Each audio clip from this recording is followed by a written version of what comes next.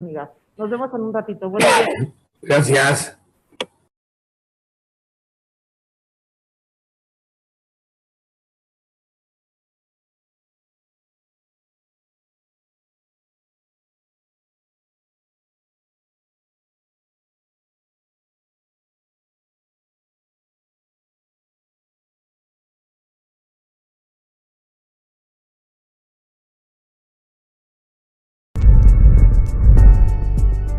Recomendaciones durante la videoconferencia. Previo a la videoconferencia. 1. Conéctate a tiempo e identifícate mediante tu dispositivo. 2. Haz pruebas de funcionamiento de tu cámara y micrófono. 3. Ubícate en un espacio iluminado para mejorar tu imagen. 4. Asegúrate de no tener interrupciones durante la sesión. 5. Evita ruidos ambientales. 6. Cuando estés conectado, evita retirarte y dejar la cámara vacía. Ya en la reunión. 1. Utiliza audífonos para mejorar tu escucha. 2. Apaga tu micrófono hasta que sea tu turno de participar. Modo mute. 3. Mantén encendida la cámara en todo momento. 4. Si tienes problemas con la conexión a Internet, apaga tu cámara. 5. Presta atención a tu interlocutor, evitando realizar otras actividades. 6. Si quieres participar, levanta la mano usando la herramienta digital. 7. Utiliza el chat para plantear comentarios, preguntas e inquietudes al presentador. 8. Comparte con nosotros tus recomendaciones para mejorar nuestro servicio. Gracias por ser parte de nuestra gran familia CEMIC y que disfrutes la reunión. Estas sesiones serán grabadas para uso y fines de la cámara, por lo que al acceder a ella, contamos con tu aceptación y conocimiento.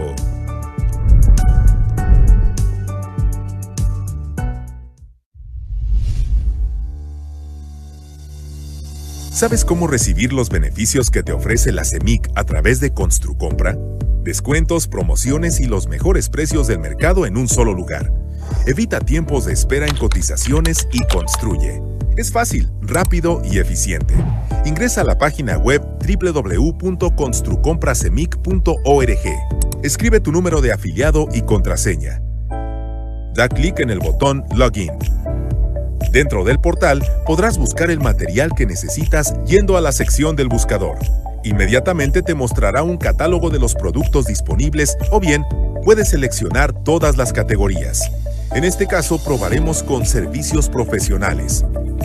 En este ejemplo nos muestra una lista de los proveedores con los que se puede trabajar. Si quieres regresar al inicio, solo basta con darle clic en el icono de Construcompra. En la parte inferior nos mostrará de manera gráfica el catálogo de productos. Seleccionamos la categoría de nuestro interés. Por ejemplo, impermeabilizantes, y rápidamente nos muestra el catálogo de proveedores con los que podemos realizar nuestra cotización. Seleccionamos uno y luego veremos los productos disponibles, así como su costo. Al elegir nuestro producto, la plataforma nos muestra más detalles, fotografías, descripción y fichas técnicas. Dentro de la oferta está la sección donde se muestra el precio del producto. En primera instancia está el precio CEMIC, con el descuento mostrado. Y en segundo plano, el precio de mercado, el cual es el precio que ofrece el proveedor en cualquier establecimiento comúnmente. Debajo de esta información está el campo donde es posible indicar el número de unidades que se requieren cotizar. Después se encuentra el botón de agregar al carrito y finalmente el botón de contactar. Esta función es de gran importancia, ya que con ella podremos entablar comunicación con el proveedor para cualquier duda o comentario con respecto al producto ofertado. Al realizar tu compra, solo ingresa el número de unidades que deseas, en este caso por unidades reducidas. Da clic en el botón agregar e inmediatamente aparecerá una notificación de confirmación. Dentro del carrito de compras podemos observar el resumen de nuestro pedido. Aparece un mensaje en donde se indica que, al continuar la cotización, se debe validar la dirección de entrega y el proveedor agregará los costos según las características de la cotización, agregando montos ya sea del flete o alguna maniobra para su entrega. Si le damos clic en modificar la dirección, podremos agregar una nueva. para indicar dónde queremos que llegue el pedido y finalmente validaremos la información y continuamos. Dentro de la interfaz o vista actual de la página, tenemos una línea del tiempo en donde se muestran las etapas del proceso de compra-venta. Esto es para identificar si estamos siguiendo el proceso de manera correcta.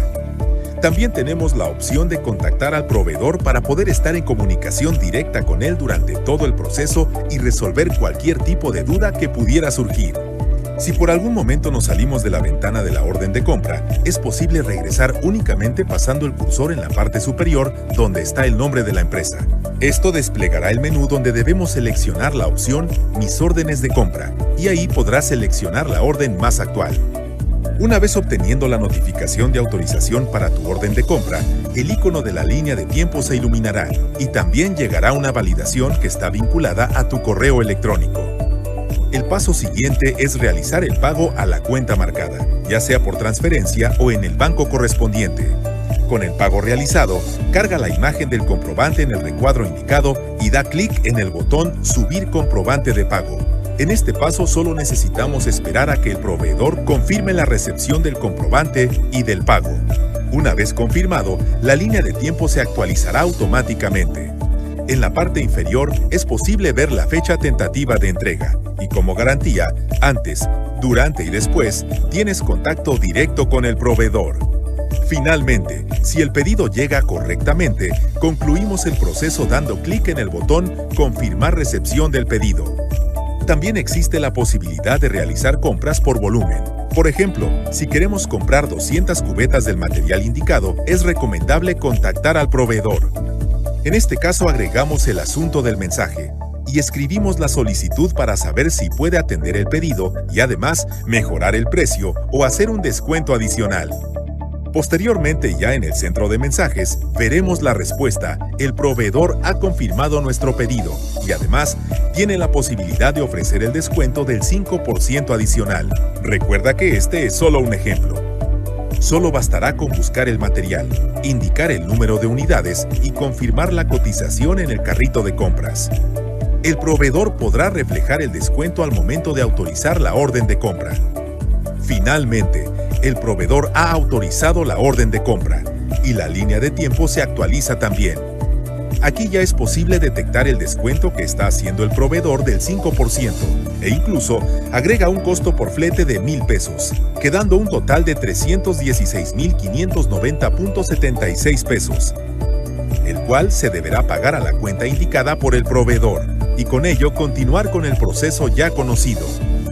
Así de sencillo es comprar los materiales que necesitas para tu obra, con la garantía de ser los mejores del mercado. Si ya eres afiliado de la CEMIC, ¿qué esperas para aprovechar estos beneficios? Construcompra. Cambiamos la forma de comprar de todos los constructores de México.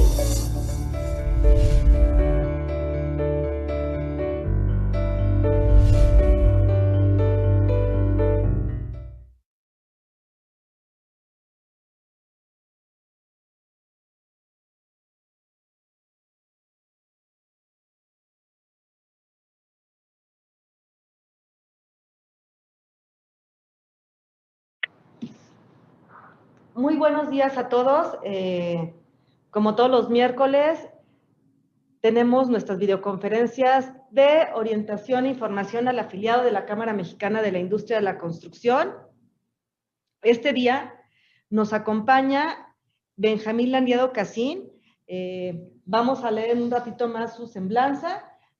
A nombre de nuestro presidente nacional, el ingeniero Eduardo Ramírez Leal, por supuesto, les damos la bienvenida a todos nuestros afiliados, presidentes de las delegaciones, gerentes, a este tan importante tema que vamos a tener el día de hoy en esta videoconferencia de los miércoles. Como nuestro ponente, Benjamín Landiado Casín, es integrante del Comité Nacional de Responsabilidad Social, me gustaría darle la palabra en un ratito al arquitecto Alfonso Carrillo, el director del observatorio, para que nos dé un preámbulo de esta videoconferencia del rescate a la prevención, un tema muy importante a nivel mundial. Adelante, por favor, arquitecto Carrillo, para que demos una pequeña introducción al tema y posteriormente leamos una pequeña semblanza de nuestro ponente y le demos la palabra. Gracias. Muchas gracias, muy buenos días. Es que nada, agradecerle a Benjamín por haber aceptado la invitación y participar en nuestras videoconferencias semanales, ¿no? Benjamín, como bien mencionas, es el director general de una de las fundaciones más importantes que tenemos en el país de ayuda a comunidades y en desastres. Sí, y él ha venido participando en nuestro Comité de Responsabilidad Social Empresarial, ¿sí? Y creo que el tema que nos va a presentar el día de hoy, aparte de que nos pueda comentar sobre la fundación que él dirige, ¿verdad? Y el trabajo que hacen, los proyectos que hacen, y no es nada más a nivel México, es a nivel internacional. Y creo que es una labor de ayuda impresionante con gente con una capacitación de primer nivel, ¿no? Y le agradezco muchísimo a Benjamín que haya aceptado, que sea parte de nuestro comité, y para nosotros en la Cámara que estamos en vías de ese desarrollo de la responsabilidad social, de la resiliencia, ¿sí? De entenderlo como una nueva cultura de negocio, y que se vea que sin esta no se pueden desarrollar hoy día ninguna empresa y no puede ser competitiva, no se puede decir que es una empresa completa el que no tenga todos estos programas y todas estas políticas y estas culturas de trabajo hacia la ayuda social, hacia la capacitación de su personal, hacia el desarrollo. Y creo que esto lo hace muy bien Benjamín. Es una gente de primer nivel, siempre hemos contado con su ayuda, lo tuvimos muy cerca cuando los sismos, y ahora pues un honor tenerlo en el comité. Benjamín, bienvenido, ¿sí? Y les dejo sin más para dejarte el micrófono, abogada, y que Benjamín nos pueda brindar su conferencia. Bueno, muchas gracias, arquitecto. Gracias, arquitecto Carrillo. Antes de leer la semblanza, vamos a ceder la palabra a nuestro presidente nacional, el ingeniero Eduardo Ramírez Leal. Adelante, presidente. Muy buenos días. Gracias, Tony. Me conecto brevemente porque voy en tránsito. Ya me detuve para saludarlos. Gracias a nuestro secretario nacional, al ingeniero Francisco Solares, al departamento jurídico de nuestra Cámara, que organiza semana a semana estas videoconferencias muy interesantes, y hoy con el tema que ya comentaba Poncho Carrillo, parte de nuestra comisión, vicepresidencia de Responsabilidad Social Empresarial, donde está Nicolás Mariscal al frente, y tenemos una serie de comités. Poncho nos ayuda, Poncho Carrillo tiene mucho trabajo en esto, ya habló de la resiliencia, de todo lo que tiene que ver con desastres, de lo que hacemos desde Responsabilidad Social Empresarial de las empresas. Y Benjamín, qué bueno que nos acompaña. Yo estoy seguro que va a ser de mucho valía lo que tú nos vas a tratar el día de hoy. Y a todos amigos presidentes, vicepresidentes, afiliados en todo el país, espero que esta videoconferencia reúna las condiciones de información y estar atentos de participar en todo lo que tiene que ver con responsabilidad social empresarial, que lo estamos haciendo desde hace ya muchos años en nuestra Cámara y que estamos muy orgullosos de eso. Acabamos de recibir nuevamente en nuestra Cámara este reconocimiento por parte de Concamina el viernes pasado, y lo hemos hecho en los últimos años de una manera convencidos de que liderar a las empresas formales de nuestro país es una responsabilidad. Así que el mejor de los éxitos. Gracias, Tony. Y muchas gracias nuevamente, Benjamín, Poncho, a todos. Buenos días. Gracias.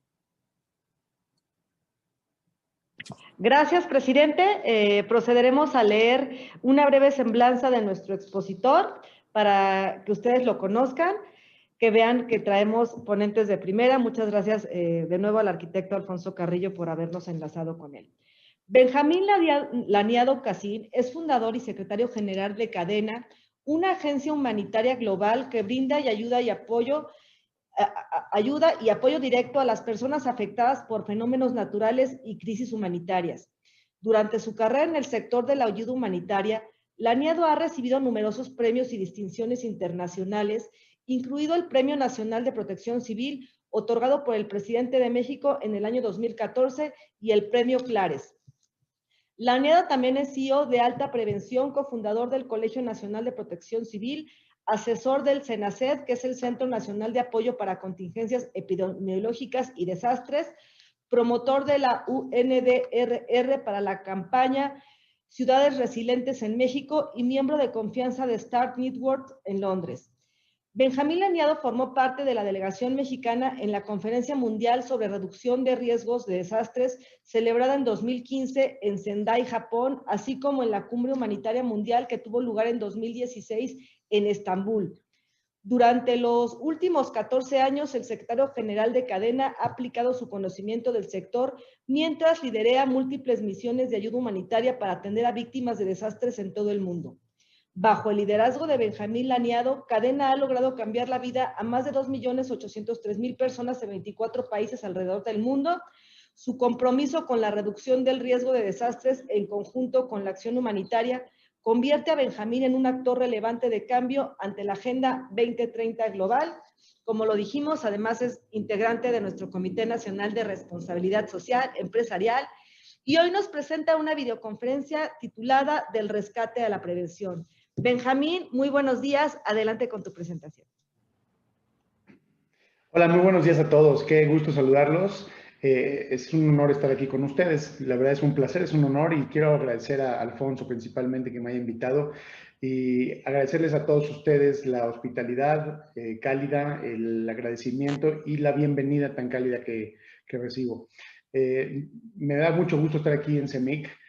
Como dijo Alfonso, hemos estado colaborando de cerca y creo que todavía entendiendo más lo que hacemos mutuamente podemos colaborar más y más y más, ¿no? Entonces, gracias por el tiempo, gracias por el foro, gracias por este happening, esta ocasión. Y quiero pedir por favor si pueden poner la presentación, si la pueden meter, para que empecemos.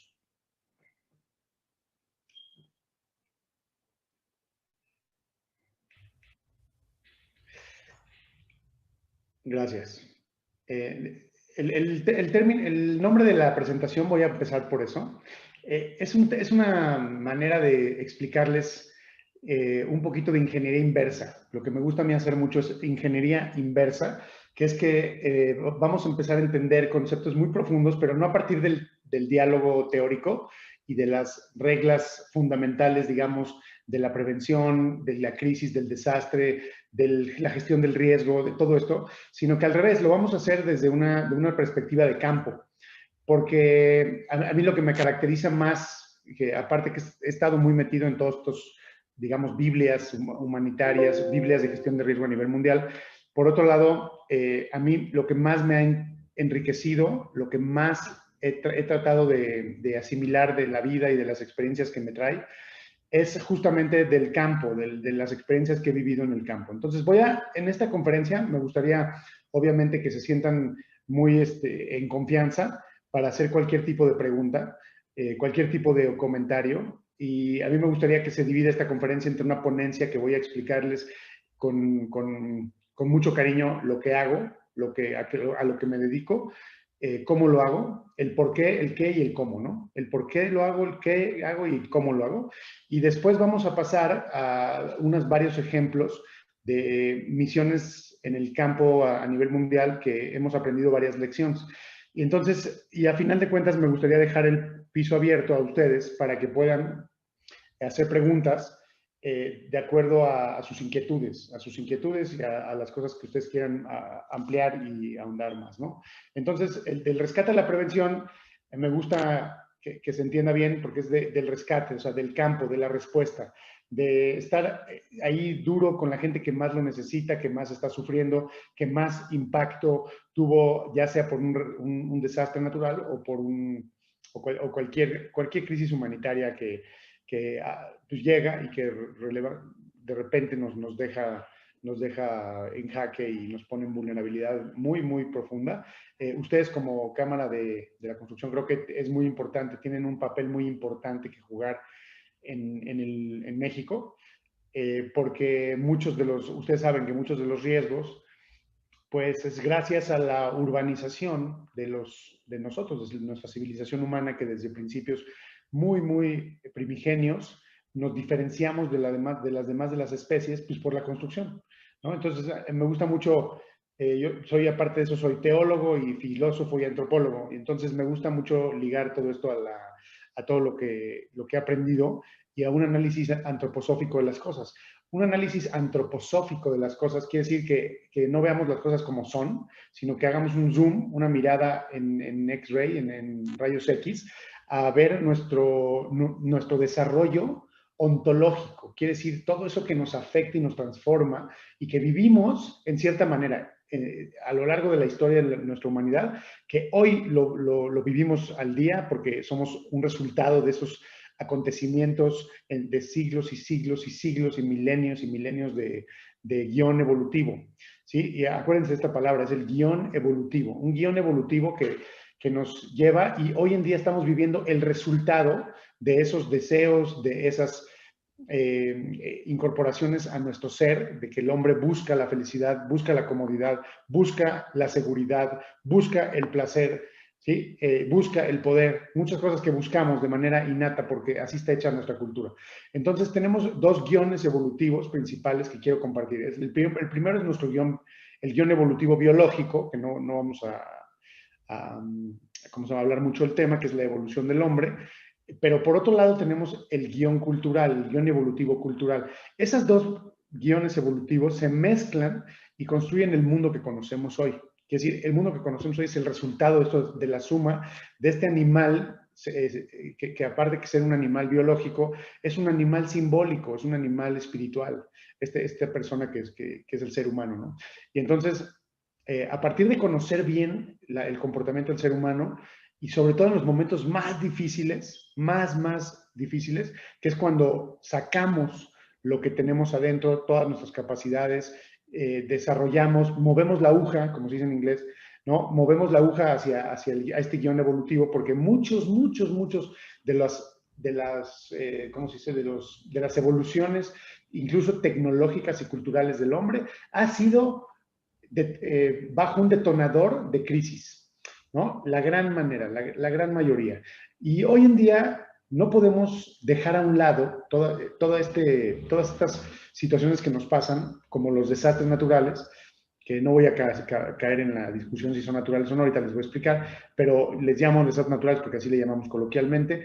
Y por otro lado, todas estas crisis humanitarias hacen que se mueva la aguja hacia un lugar, ¿sí? O sea, quiere decir, no permanecer estáticos, la capacidad de adaptabilidad, la capacidad de todo esto que vamos a ver en esta conferencia, ¿no? La capacidad de sobresalir, de sobreponernos, la capacidad de sobrevivir.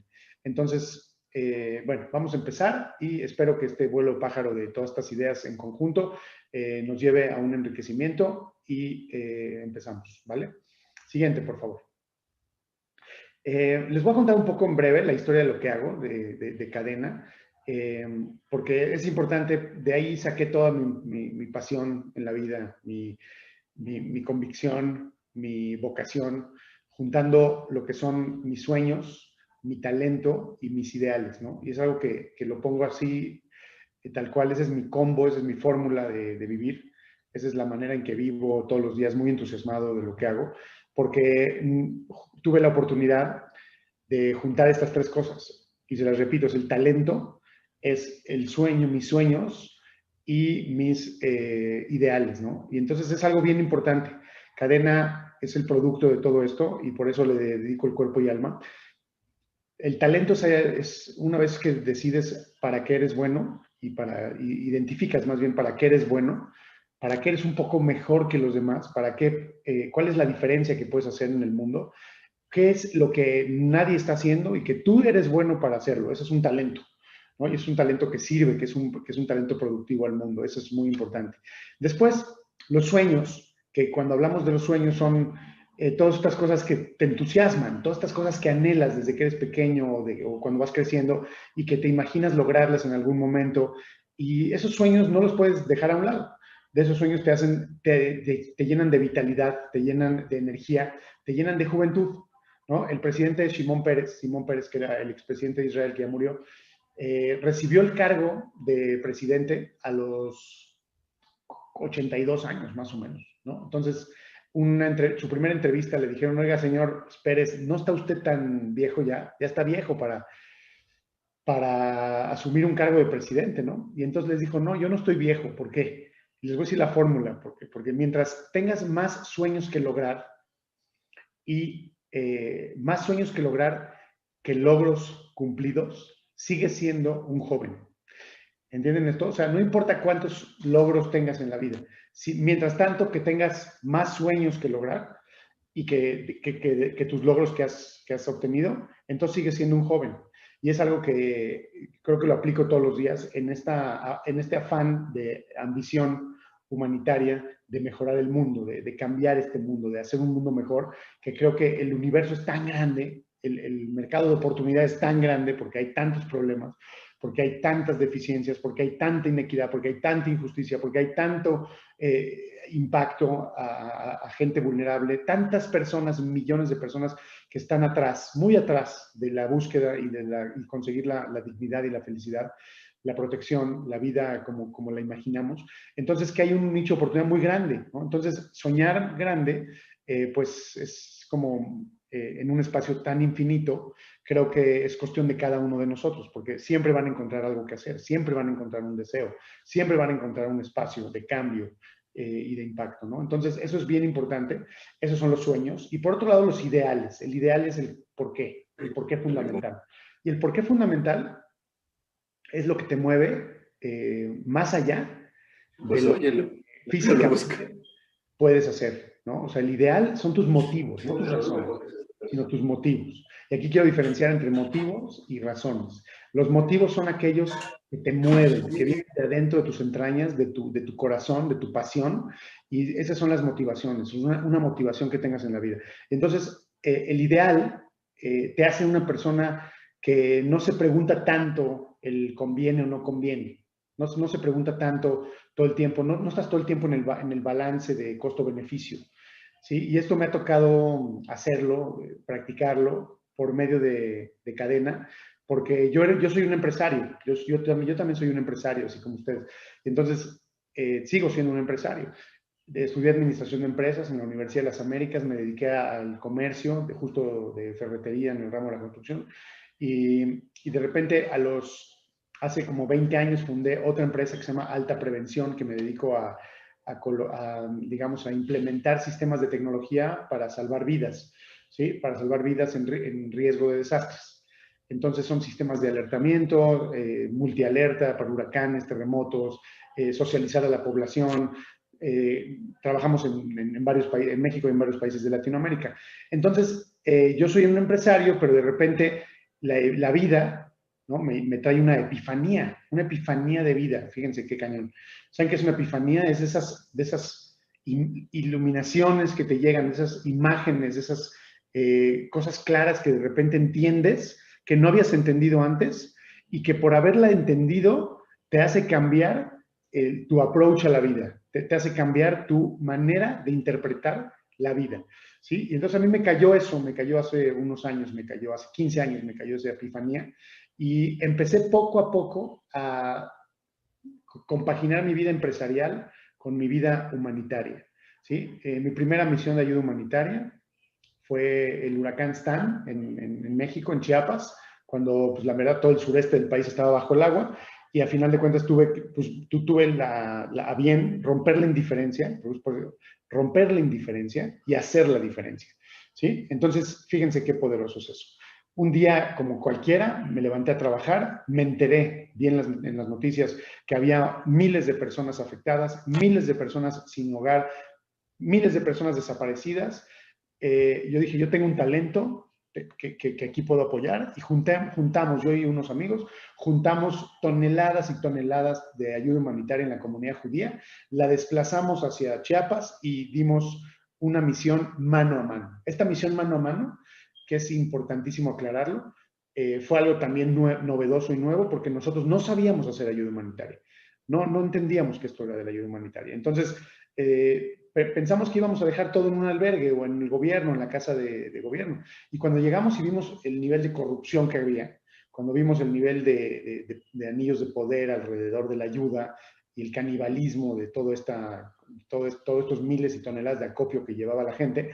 Entonces decidimos no dejar ni un alfiler en manos de nadie más y entregarla mano a mano. Y entonces convertimos una misión de 2 días en una misión de 15 días, donde tomamos un convoy, nos subimos a la sierra, nos fuimos a la sierra y entregamos a miles de personas mano a mano. Este encuentro humano, este encuentro total, este encuentro con los más afectados, con los más necesitados, nos hizo, bueno, a mí me hizo cambiar este approach a la vida y decidir regresar, fundar Cadena y empezar un trabajo humanitario profesional como una ONG en todas sus letras, categóricamente hablando, ¿no? Entonces, y eso es lo que empezamos a hacer. Y entonces tuve que migrar, y regreso al punto anterior del idealismo, tuve que migrar poco a poco, ¿no? De mi tiempo y mi esfuerzo, mis neuronas, mi interés, mi pasión, de la empresa a lo humanitario, que es una non-profit, es decir, son una ONG sin fines de lucro, ¿no?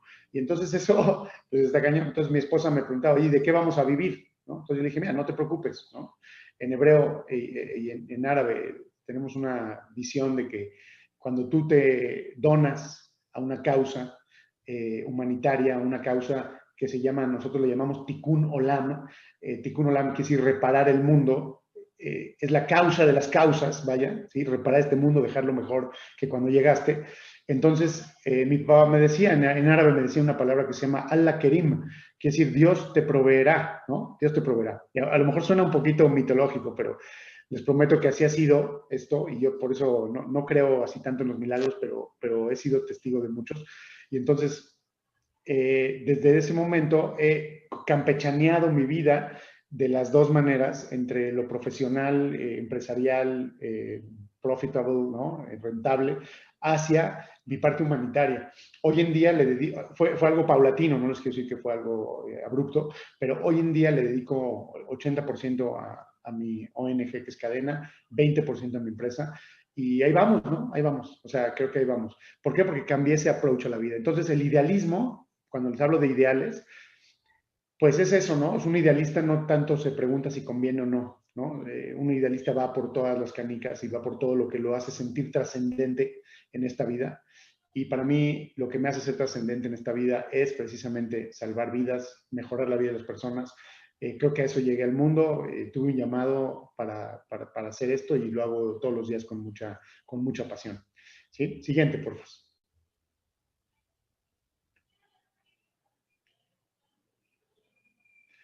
Entonces entramos en qué es Cadena y pues ya les expliqué un poco. Cadena nos dedicamos a la prevención, la asistencia en emergencias y desastres alrededor del mundo, entregando la ayuda mano a mano, y desde el 2005, bueno, funcionamos en ese afán de cambiar realidades, accionando a más personas a ser humanitarias, ¿sí? Con un objetivo muy importante: construir un mundo resiliente, justo, equitativo para todos. ¿Sí? Y la verdad es que Cadena es atreverse a cambiar realidades, es romper paradigmas, romper status quo, que es creer que existe un mundo mejor y que ese mundo se puede alcanzar, ¿ok? Y que nosotros somos los responsables de construirlo.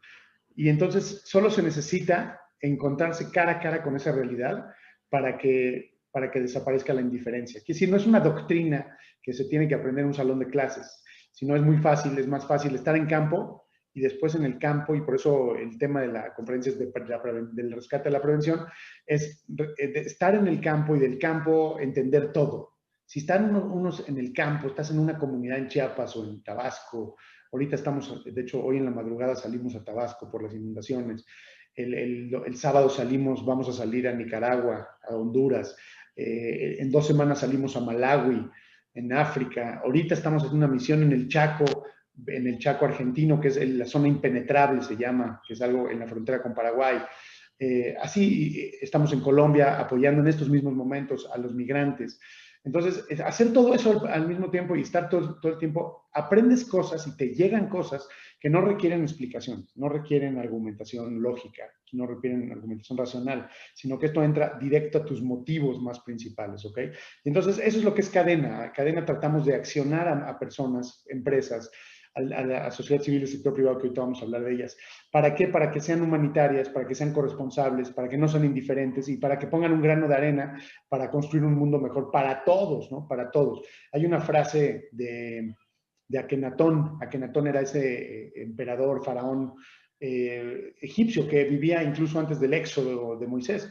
Y él tiene una frase en su tumba, está escrito algo que a mí me impactó y me cambió para siempre, que dice: lo que he de querer para mí, he de procurar para los demás. ¿Ok?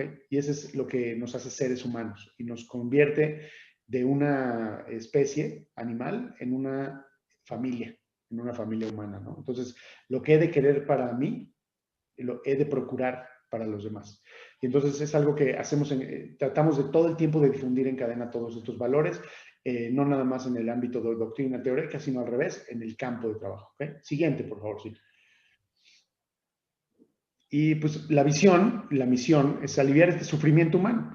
Un humanitario, y les quiero dar una explicación muy buena para que sepan ustedes, saliendo de aquí, sepan perfectamente qué es un humanitario, porque a veces estamos confundidos, ¿no? Muchas imágenes de personajes como la Madre Teresa de Calcuta, por ejemplo, nos ha hecho confundirnos de qué es un humanitario. Un humanitario es aquel que alivia o reduce el sufrimiento humano en momentos de crisis o desastres, nada más. ¿Sí? Y es bien importante entender esto, porque a través de esta misión podemos entender nuestras limitaciones, nuestro campo de acción, a qué pertenecemos y a qué no pertenecemos, cuál es nuestra responsabilidad y cuál no es nuestra responsabilidad. ¿Sí? Entonces, cuando digo en caso de, hay un trigger, hay un detonador que hace que un humanitario se accione. Por ejemplo, un humanitario, así como es estrictamente en la carta humanitaria, en el imperativo humanitario, una máxima de este sentido es que tenemos que ser activados por un desastre, ¿no? Nosotros no vamos a acabar, digamos, de manera sistémica con la pobreza en el mundo. No es el trabajo de un humanitario, fíjense, aunque suene raro, no es el trabajo de un humanitario. Por ejemplo, hacer la paz entre el conflicto árabe-israelí no es el trabajo de un humanitario. ¿Sí? Entonces, son problemas crónicos, profundos y sistémicos que no son la responsabilidad de un humanitario. Es por eso que está acotado, fíjense esto, está acotado el trabajo humanitario y por eso nos hace la vida más sencilla. Porque, y les voy a contar algo bien cañón, porque cuando tú vas a una comunidad, debido a un huracán o a un terremoto o a una crisis social como migrantes de Venezuela, ves que hay problemas muy profundos adentro, hay problemas cañones, ¿no? Entonces, hay problemas gigantescos. Y entonces dices, pero wow, yo no estoy resolviendo eso. Yo nada más traje filtros de agua, traje comida, traje ropa, traje calzado, traje medios de vida, traje kits de higiene, kits de salud, kits de cocina, shelter, traje protección, etcétera. Pero esto no resuelve el problema neurálgico, orgánico de esta comunidad. El problema de esta comunidad es la pobreza extrema, es el anillo de poder, es la corrupción, es la inequidad de género. Sí, me explico, hay problemas muy sistémicos, muy profundos, ¿sí? Que incluso vienen de ancestrales, ¿no? De generaciones. Y entonces, la pregunta es, entonces a veces salimos muy frustrados de que, wow, pues qué bárbaro, ¿no? O sea, sí trajimos un paliativo de bienestar, de aliviar el sufrimiento, pero no estamos resolviendo. Y entonces eso es como hay que poner un caparazón en ese sentido, hay que poner un marco, ¿no? Donde dices, aquí empieza mi trabajo y aquí acaba mi trabajo, ¿no? Y evidentemente no es de que somos indiferentes, no, sí hacemos trabajos, obviamente, en ese sentido, de desarrollo sistémico de comunidades, tejido social, construcción de paz, y sí lo hacemos, pero no necesariamente lo hacemos con la responsabilidad de terminar con ese problema en el mundo, porque no sentimos que tenemos esa capacidad. Que si esa capacidad es en conjunto con el gobierno, en conjunto con la sociedad civil, el sector privado, las ONGs, sí que es algo que se hace en conjunto en un trabajo determinado y a largo plazo, ¿no? Entonces, eso, por eso ponemos aquí en la misión y por eso quise ahondar en esto que es aliviar el sufrimiento humano y reducir la vulnerabilidad de las poblaciones que viven en constante riesgo de desastre y crisis, fomentando una cultura de prevención e inclusión, ¿ok? Todo esto de cada palabra podríamos hacer una conferencia. ¿sí? Fomentando una cultura de prevención e inclusión, y vamos a tratar de hacerlo en breve. ¿Ok? Y la visión es ser el brazo humanitario entre comunidades vulnerables, ciudadanos preocupados, para cambiar realidades, generando comunidades autónomas y resilientes. Y aquí me voy a ir a un tema muy importante, que es que toda ONG debe de ser, como dice el imperativo humanitario, tiene que considerar varios elementos en su código de conducta. Y también es bien importante. La primera es la neutralidad. ¿Sí? Hay que ser neutrales, no puedes tomar partido. Tienes que ser también imparcial, la imparcialidad. Neutral, imparcial, quiere decir que no te afilias a ningún partido político, quiere decir que no te afilias a ningún interés económico, quiere decir que no te afilias a anillos de poder con agendas colaterales, quiere decir que no te afilias a ninguna religión en especial y haces proselitismo cuando estás haciendo trabajo humanitario, o distingues entre miembros o agremiados a cierto grupo de fe y privilegias a ese grupo de fe por pertenecer a ese grupo de fe, ¿no? Entonces, todo eso está prohibido, son pecados capitales en el mundo humanitario, ¿ok? Entonces, esos son los aspectos de neutralidad e imparcialidad. Por otro lado, hay otros dos elementos, que es humanidad, que humanidad quiere decir poner en el centro a los seres humanos que vas a beneficiar. Que si no poner en el centro a tu agenda como ONG y a tus objetivos corporativos, porque acuérdense que todas las ONGs, muchas ONGs, también ya son como empresas, ¿no? Se convierten en empresas y de repente empiezan a tener resultados y así como ustedes en sus empresas empiezan a exigir montos y empiezan a exigir como impacto y resultados, y de repente, ¿por qué? Porque tienen una junta de board y porque tienen que reportar y porque tienen que crecer y porque el CEO quiere un bono de productividad y porque todo lo que pasa en las empresas rentables, ¿no?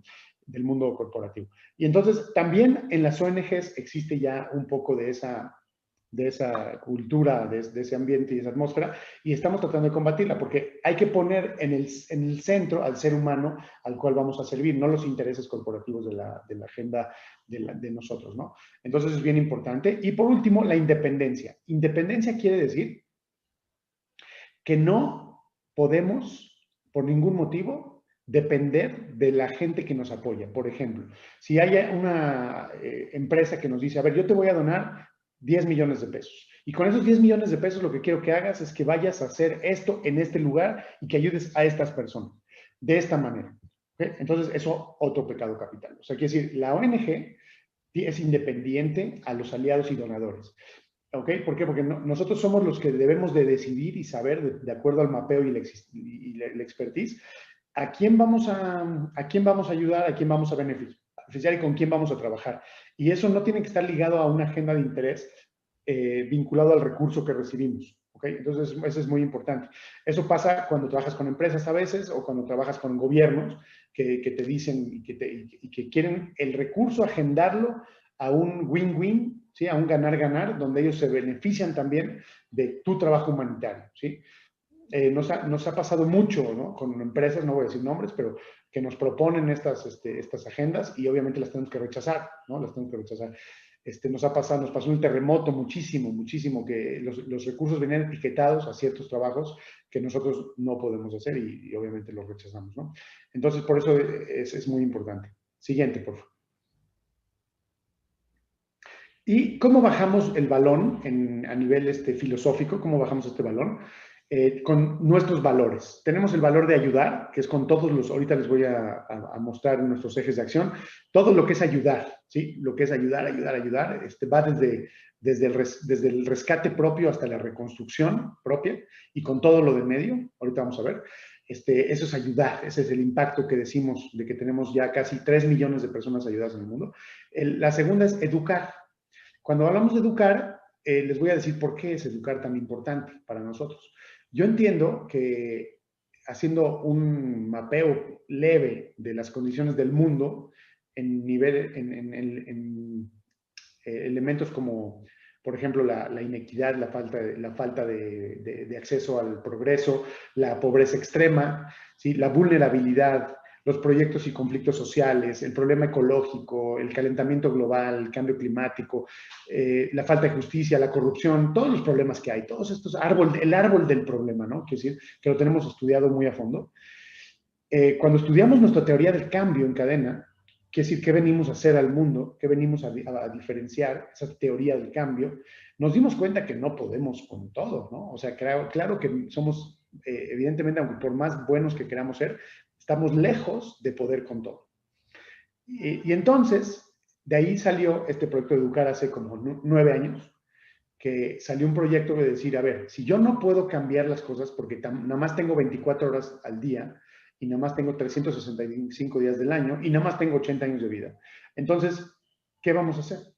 Y entonces decidimos crear una plataforma multiplicadora de talento humanitario y de incentivo humanitario para que miles de personas contagiar positivamente, ahorita que estamos hablando de contagios, contagiar positivamente a miles y miles de personas para que a su vez puedan incursionar y emprender proyectos sociales que mejoren el mundo. ¿Okay? Y entonces, fíjense esto, es educar. Entonces tenemos proyectos increíbles para jóvenes desde primaria, secundaria, preparatoria y universidad, donde ellos mismos tienen que aprender la doctrina humanitaria, el porqué del porqué, esta identidad humanitaria de cambiar el mundo, se los pasamos tal cual, los llevamos de misiones y luego tienen que emprender ellos mismos proyectos de talento, de emprendimiento humanitario. Y obviamente hay concursos nacionales, internacionales. Nosotros hacemos realidad muchos de estos proyectos que salen y que tienen pies y cabeza, los profesionalizamos y los llevamos y los hacemos realidad, ¿no? Entonces, y así, hoy en día estamos tocando a más de 2.500 jóvenes al año. Sí, es un proyecto increíble. Entonces, más de 2.500 jóvenes al año tocados, pero muy profundamente. No crean que con una conferencia, no. Con talleres, con proyectos, con workshops que tienen que ellos mismos hacer su propio emprendimiento. Los transformamos realmente en humanitarios del futuro. Ahora, ¿por qué queremos estos humanitarios del futuro? Porque todos estos jóvenes mañana serán empresarios, serán profesionistas, serán trabajadores, tendrán recursos, tendrán tiempo, tendrán agenda y tendrán espíritu y neuronas para mezclar algo que creo muy profundamente, y es que por un lado tiene que haber talento y por otro lado tiene que haber propósito. Si podemos juntar el talento y el propósito, wow, ¿no? Ahí estamos. Talento y propósito. Y entonces es algo que creo nos puede llevar a cambiar el mundo realmente. Entonces, eso es nuestro proyecto. Y difundir, por últimamente, pues es lo que estoy haciendo ahorita, ¿no? Difundir es contagiar a ustedes un poco de lo que es la ayuda humanitaria, y por eso me da gusto y agradezco mucho cuando me invitan a platicar, porque tratamos de contagiar, así, sencillamente, contagiar y contagiar y contagiar, difundir la labor humanitaria, difundir las necesidades del mundo, difundir las necesidades y ser la voz de aquellas personas que no tienen voz porque están aisladas en estas comunidades originarias en todo el mundo, que no tienen voz de manera de llegar a un radio, a una televisión, a un grupo de empresarios con recursos. No hay voz. Entonces, a mí me gusta hacer esa voz. Me gusta hacer esa voz de toda esa gente que no tiene ese micrófono. Siguiente, por favor. Y más o menos esos son los impactos al mes pasado, ¿sí? Vamos a ver que son 847 misiones de ayuda humanitaria a nivel mundial, este es el mapa. Fíjense, es algo bien difícil, 847 misiones en 15 años, es un mundo de misiones, son mucho trabajo, mucho voluntariado. Tenemos miles de voluntarios atrás de nosotros, miles y miles que trabajan con mucha pasión, aparte de un grupo de profesionales muy, muy motivado y capaz. Y estos son más o menos los números. Siguiente, por favor. Y los ejes de acción, que rápidamente los voy a nombrar, no los voy a desarrollar. ¿Sí? Va de todo. Vean que nosotros podríamos ser una ONG por cada una de las bolitas que están viendo acá, pero nos gusta atender todos los aspectos de la gestión del riesgo por un lado y por otro lado de la acción humanitaria. Entonces, desde el desarrollo académico tenemos una maestría que desarrollamos, una maestría que se llama Liderazgo en Acción Humanitaria Internacional, la cual invito a todos ustedes a participar. en combinación con la Universidad Hebraica. Me voy a la derecha, la ayuda humanitaria de la que ya hablamos, el alivio y las misiones, rescate y respuesta inmediata, que ese es nuestro equipo de rescate que tenemos muy bueno, que es de los más capacitados de la región, ¿sí? Todas estas personas son la mejor, yo digo así, es la mejor gente que hemos encontrado, entrenados por la mejor gente que hemos encontrado. Quiere decir, ellos van a Israel, se entrenan en Israel 2 meses con los soldados más capacitados de Israel en temas de rescate. Entonces, es algo de muy alto nivel y aquí entrenan todo el tiempo, salen de misión, lideran equipos, etcétera, etcétera, todo el tiempo. Luego tenemos la construcción de resiliencia, que es la prevención, que es todo este trabajo que hacemos no de reconstrucción física, sino de construir resiliencia en las comunidades. Y ahorita vamos a hablar del tema. Reconstrucción propiamente, que hicimos mucho trabajo de reconstrucción cuando hay... Ahorita, por ejemplo, estamos reconstruyendo 500 casas en Guatemala. Todavía, imagínense, del volcán de fuego. O sea, imagínense, el volcán de fuego que fue hace 2 años, 2 años y medio. Todavía estamos reconstruyendo esas casas porque nos acaban de dar el recurso. Nos dio el Estado de Israel, nos dio $500,000 y con esos $500,000 estamos construyendo muchas casas con iniciativa de otras ONGs locales en Guatemala. Han puesto el match, ¿no? El match, y entonces estamos reconstruyendo. Y así, o sea, quiere decir que a una comunidad que cae en desastre no se le abandona, se le acompaña. Entonces se le acompaña para que se pueda parar por sus propios pies. Y así lo mismo hicimos en el terremoto de acá, ¿no? Reconstruimos en Chiapas una comunidad de casi 300 casas en la sierra, en Miguel Hidalgo, en Chiapa-de-Corzo. También reconstruimos una escuela completa para 500 alumnos en Jojutla. La escuela de Jojutla, toda la escuela la reconstruimos nosotros.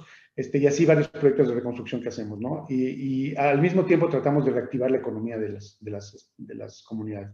Educación y formación es lo que hablamos, de educar a todos estos programas.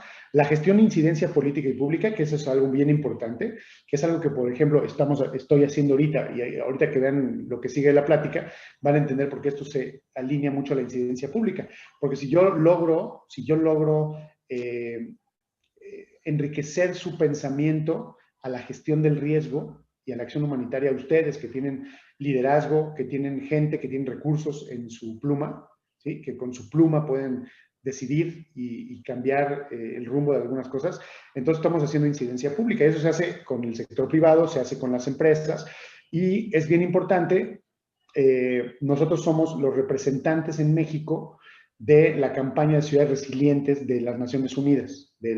Por eso le pusimos ahí la UNDR, de la Unidad de Reducción de Riesgos de Naciones Unidas. Somos los representantes en México del tema. Hagan de cuenta que somos evangelizadores, polinizadores del tema de la resiliencia a nivel municipal, ¿sale? Y somos miembros de Start Network también, que es una de las ONGs más importantes del mundo, que soy fundador también en Londres, donde ahí agremiamos a las 50 organizaciones de mayor impacto en el planeta, ¿no? Cadena es una de ellas, y esa la fundamos para realmente agremiar a las organizaciones y darles fondos para que hagan misión humanitaria donde nadie hace.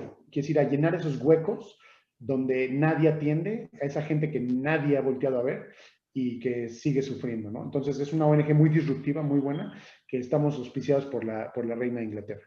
Y innovación tecnológica, por último, es que desarrollamos estas plataformas de comunicación bilateral con la población para que podamos saber de manera oportuna cuáles son los problemas, dónde, cómo, cuándo y poder gestionar a manera tecnológica. Entonces, todo el tiempo estamos aquí con una mano de emprendimiento, todo el tiempo desarrollando esto. Acabamos de ganar un premio en Londres, justamente por esta plataforma, COL, se llama COL, y es algo que muy, muy, muy padre. Siguiente, por favor, Cito. Bueno, entonces, quisiera hacer un break en este espacio, que ya llevamos la mitad de la plática, donde espero que hayan recibido pues, todo este mensaje que les he querido transmitir.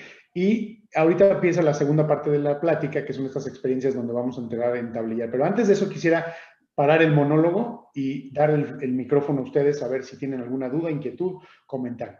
Adelante. ¿Alguien, ¿alguien quiere participar? Podemos alzar la mano o abrir el micrófono para darles la palabra.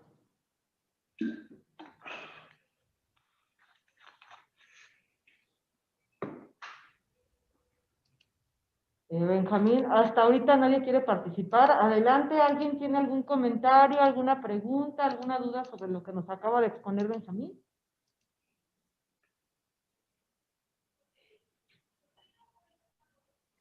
No, nadie. Ok, entonces seguimos, ¿va?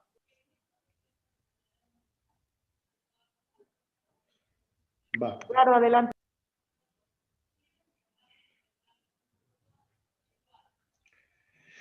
Ok, entonces vamos a empezar a hablar de algunas experiencias de campo que son muy interesantes para que entendamos un poquito cómo se liga esto de la acción humanitaria y la gestión del riesgo, este vínculo tan importante entre acción humanitaria y gestión de riesgo, ¿sí? Entonces, la verdad es que nada se sabe, como dice esta frase que puse aquí, nada se sabe bien sino es por medio de la experiencia. Que si yo les puedo contar cosas y podemos hablar de teorías, pero al final de cuentas la experiencia es la que nos habla del testimonio claro, inconfundible del deber ser, ¿no? O sea, esa es la verdad lo que sucede. Entonces, siguiente, por favor. Quiero hablar de Haití. Haití fue nuestra primera, lo que aprendimos en Haití, fue nuestra primera intervención internacional, fue en 2010.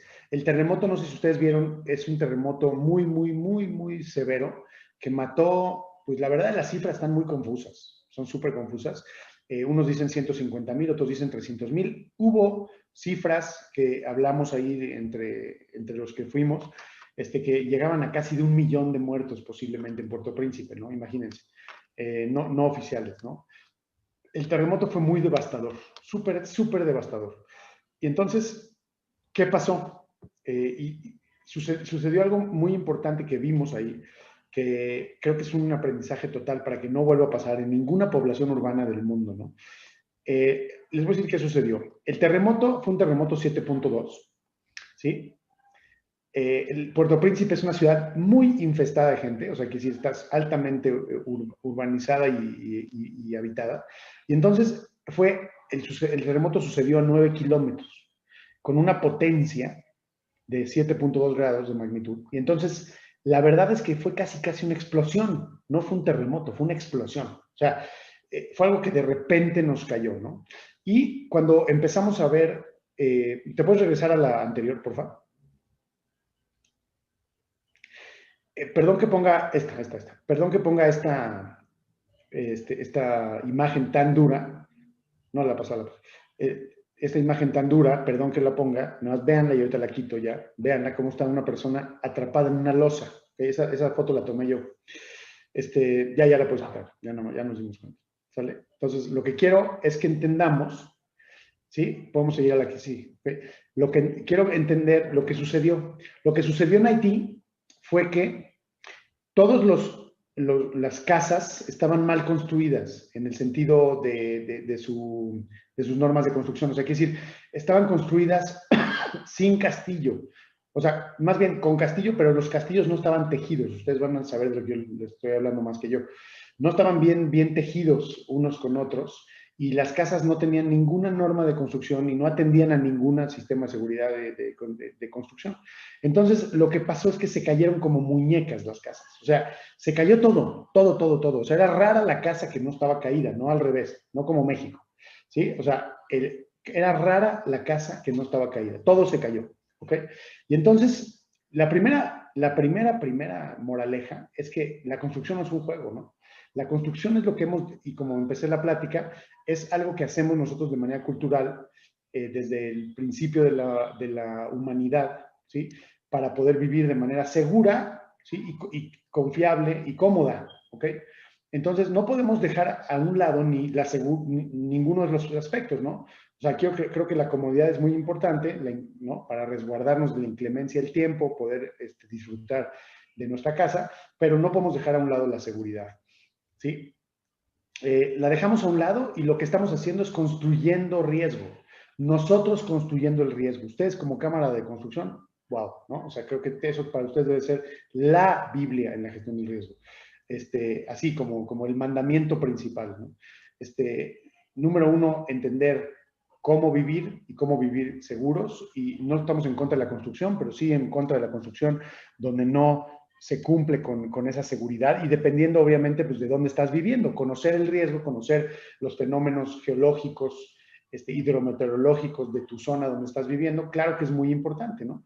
Entonces, ahí en Haití nadie puso atención en eso, nadie. Entonces, todo se cayó. Ese es el primer aprendizaje, las normas de construcción, construir fuerte. Dos, es que, como vieron el slide pasado, hubo gente, y vimos a mucha gente, que quedó a un segundo de salir, fíjense, a un segundo. Quiere decir que si hubiera tenido la capacidad de reaccionar un segundo antes de lo que reaccionó, hubiera salvado la vida. Muchísimas, no tienen ni idea cuánta gente.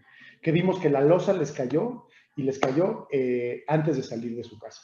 Porque en Haití no hay construcciones grandes, no estamos en pisos como Reforma.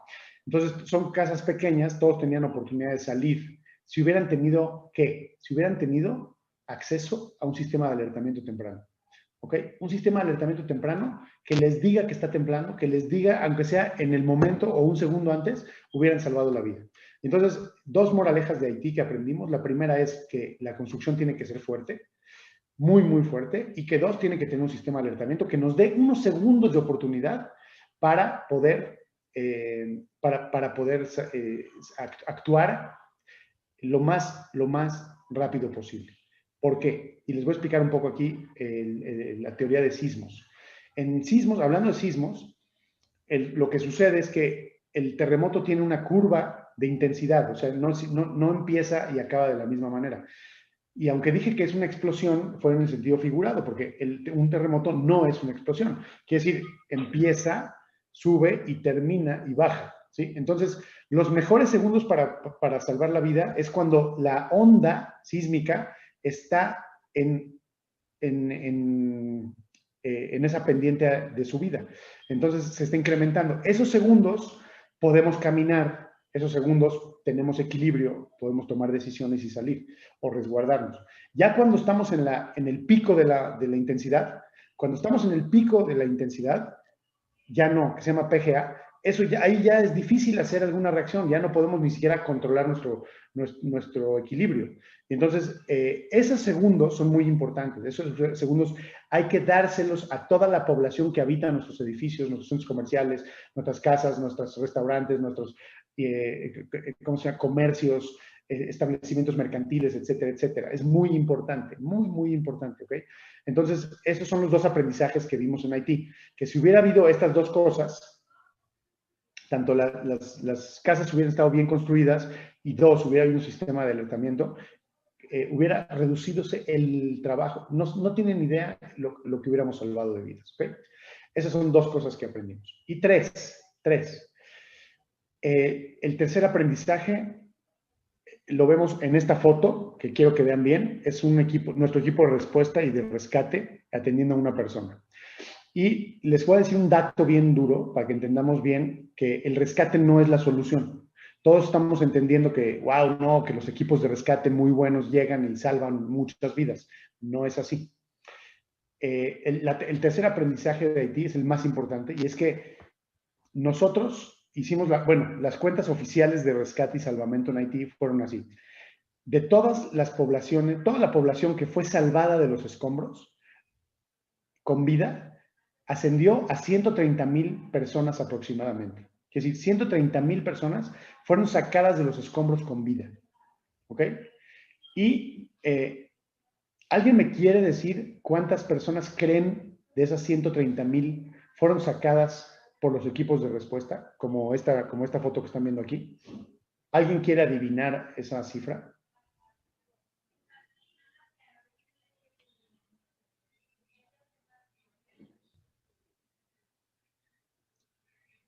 Alguien que se anime. Alguien.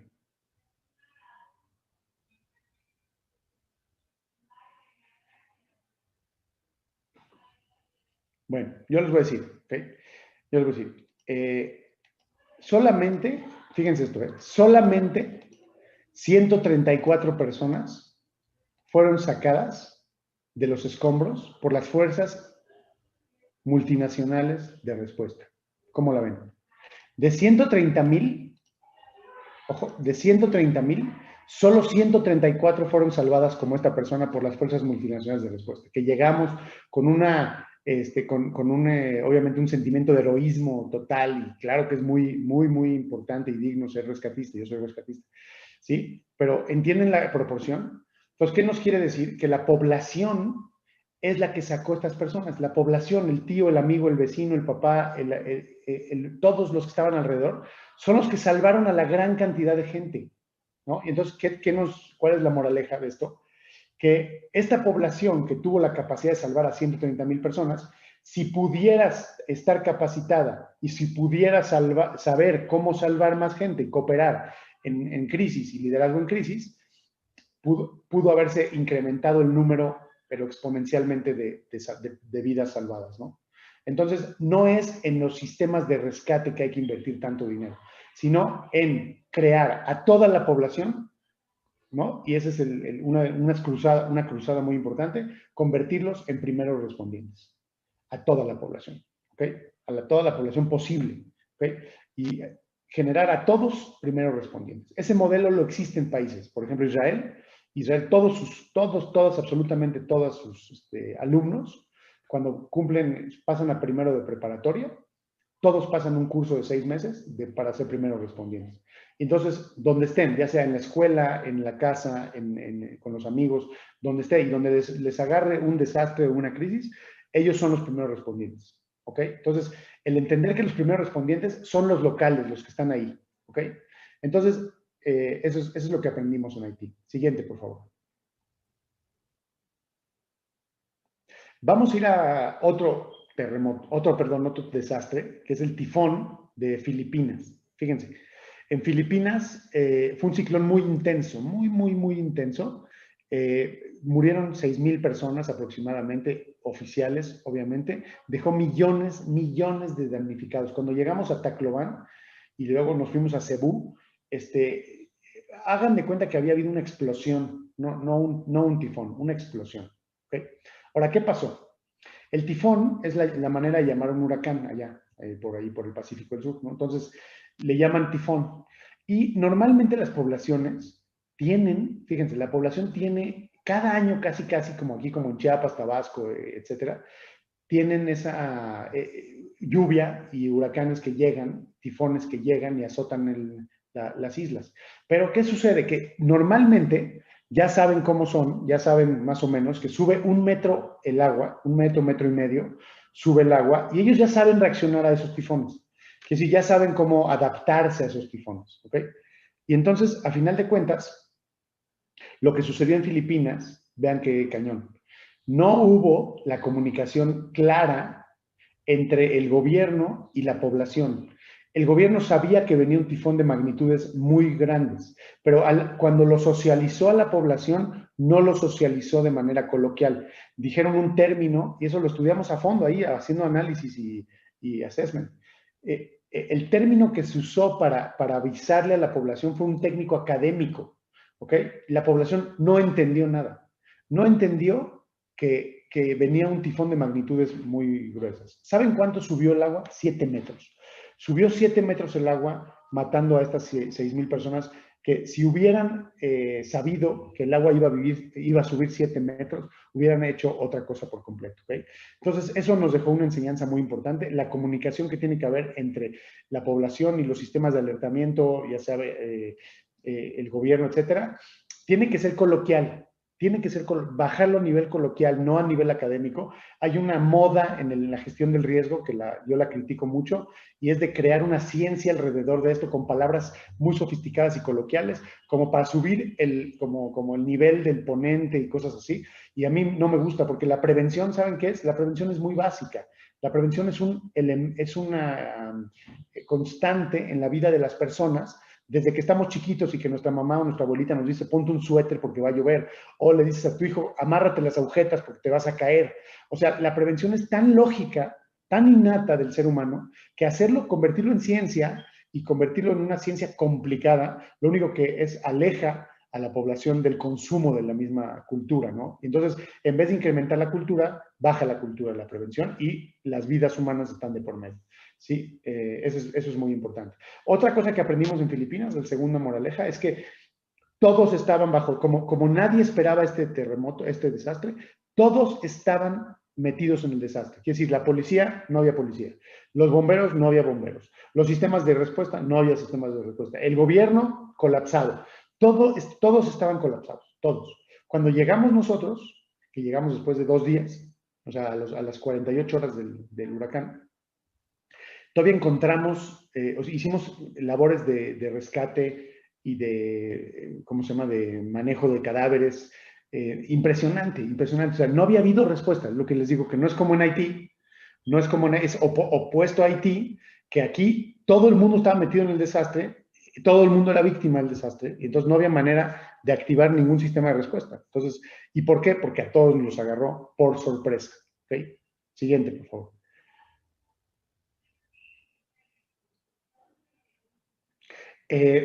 Luego fuimos a otra ocasión donde desplegamos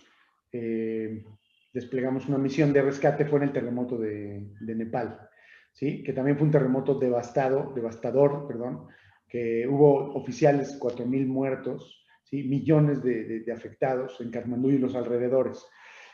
¿Qué aprendimos acá? Esta chava que ven aquí en la foto, la rescatamos después de 5 días del terremoto.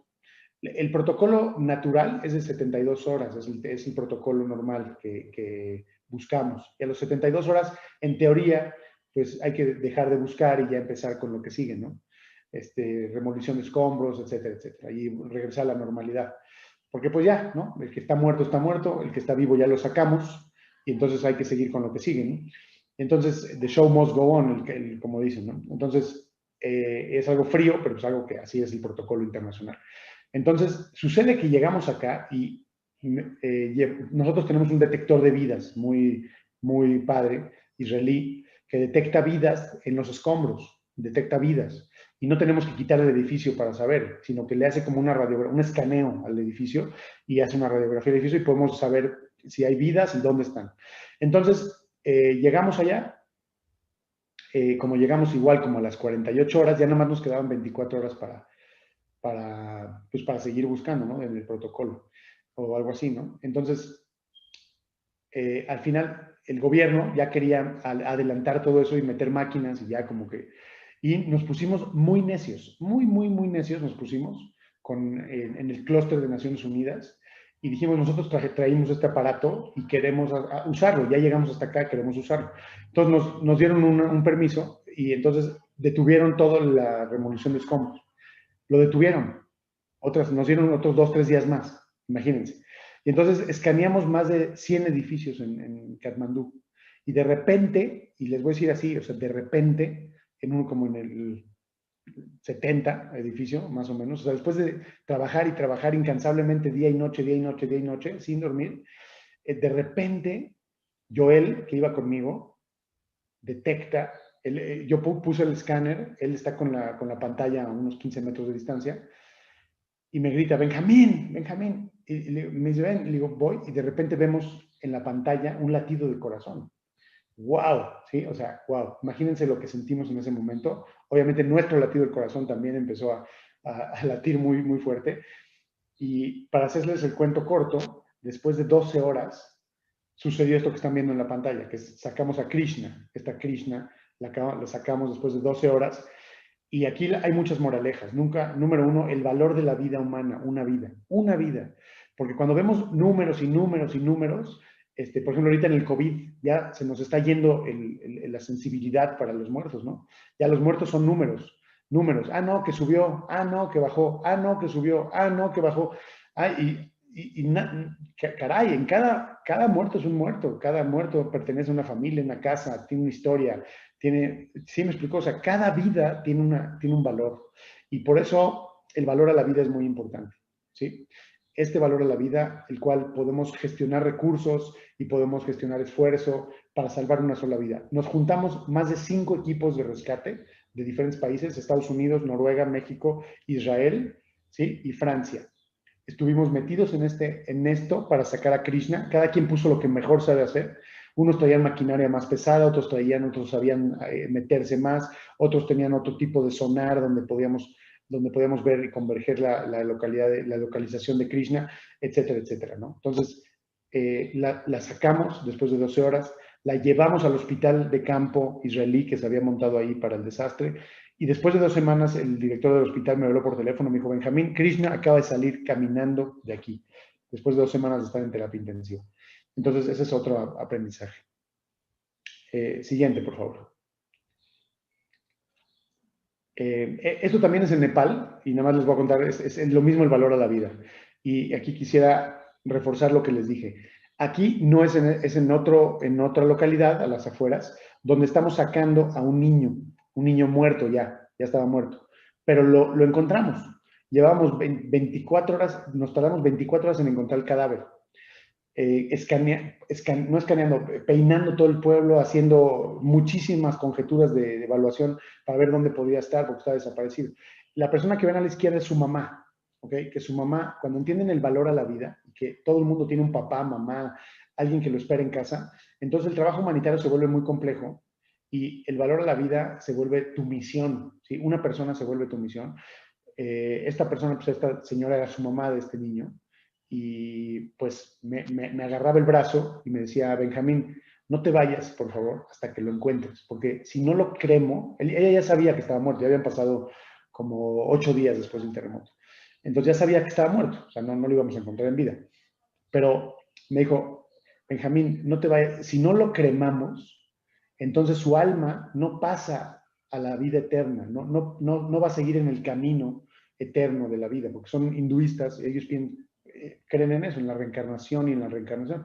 Entonces era tan importante. Entonces hagan de cuenta que nos juntamos, todo el equipo de cadena y el equipo estos de rojo, que son el equipo de Turquía, y dijimos, ¿saben qué? Hasta que no lo encontremos no nos vamos. Y así fue, ¿no?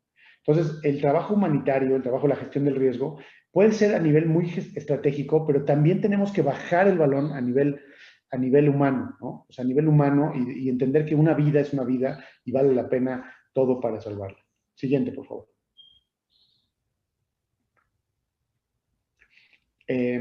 Ecuador, otro terremoto muy importante que también hubo muchos, 659 víctimas oficiales, mucha gente así. Y aquí quiero hablar de un tema muy importante que son los niños. Después de rescatamos 6 personas con vida en Ecuador, nos desplegamos ahí luego, pero llevamos un grupo de psicólogos que empezó a trabajar con el grupo que yo le llamo el más vulnerable, los vulnerables de los vulnerables, ¿ok? Y entonces fíjense esto, empezamos a trabajar con un grupo de niños, había miles y miles de niños en las calles que nadie atendía. Entonces, es un grupo vulnerable dentro de los vulnerables que hay que atender y hay que saber atender a esos grupos que necesitan más de la cuenta, ¿no? Y entonces el trabajo de cadena fue impresionante en el rescate, pero también más impactante o igual a nivel infantil. Trabajamos con ellos, eran cientos y cientos de niños que estaban bajo nuestra custodia en estos libritos que ven acá, que estos libritos lo que hacen es que desahogan su parte emocional debido a la crisis. Están hechos exactamente, les llamamos libritos de resiliencia y con un facilitador, son los psicólogos que llevamos, los niños pueden desahogar todo lo que necesitan desahogar para estabilizar su resiliencia emocional. ¿Sale? Siguiente, por favor. Y en México, ¿ok? Y ya estoy yendo más rápido porque se nos está acabando el tiempo. Estoy yendo a México, que bueno, lo que pasó no se los tengo que contar. Y aquí lo único que quiero recalcar es la importancia de la colaboración entre sociedad civil, el sector privado, hacia la respuesta al desastre. Porque todo lo que hicimos en México, ¿sí? Lo hicimos gracias al apoyo de la población, de los voluntarios y del recurso del sector privado. Y ahí es donde entran ustedes, de manera muy responsable y clara, ¿no? O sea, el sector privado es el que tiene el recurso. Muchas veces tienen recursos en efectivo, o sea, en dinero, pero muchas veces también tienen recursos en miles de cosas, porque ustedes en el sector privado han desarrollado muchas habilidades, pues porque tienen que sobrevivir, ¿no? Como empresa. Entonces, desarrollaron expertices en muchas cosas que a nosotros nos sirve en un momento de crisis. Mucho. Entonces, lo que hicimos ahí fue una gran combinación de expertices y creo que el resultado fue extraordinario. Siguiente, por favor. El resultado lo quiero decir porque rescates fueron 8 personas, ¿sí? Que rescatamos con vida. Pero ahí no quiero hablar de esto, quiero hablar de las misiones mano a mano. Fíjense esto, las consultas médicas, las consultas psicológicas, familias auxiliadas, ¿sí? Vean el número, personas auxiliadas, alumnos beneficiados, voluntarios. Colocamos, ven esta carpita que está aquí, colocamos más de 4,000 carpitas de estas, que muchas se usaron para casas, como esta, por ejemplo, y van a ver, si ven la fotografía por adentro, está amueblada la casa. Es decir, colocamos en sitio a personas que perdieron su casa, más de 3,000 de estas shelters, de estas carpas, ¿sí? Con 5 camas, con filtro de agua, con estufa ecológica, con kit de higiene, kit de cocina, o sea, quiere decir, todo, ¿no? Toda la gente que perdió su casa. Y entonces, y por otro lado, en algunas también pusimos más de 1,800 iguales de estas carpas, pero para que funcionen como aulas escolares. Y entonces estas aulas escolares sirvieron de aulas escolares para los alumnos, ¿no? Entonces, o sea, fíjense los números, ¿no? O sea, es alumnos beneficiados, más de 16,000 alumnos que volvieron a estudiar, luego, después de 2 semanas o 3 semanas del terremoto, y que ahorita en muchos lugares de la República siguen estudiando en estas aulas porque las escuelas no las reconstruyeron, jamás, ¿no? Entonces, quiere decir, el lugar que ocupa la sociedad civil y el sector privado es fundamental en un momento de crisis.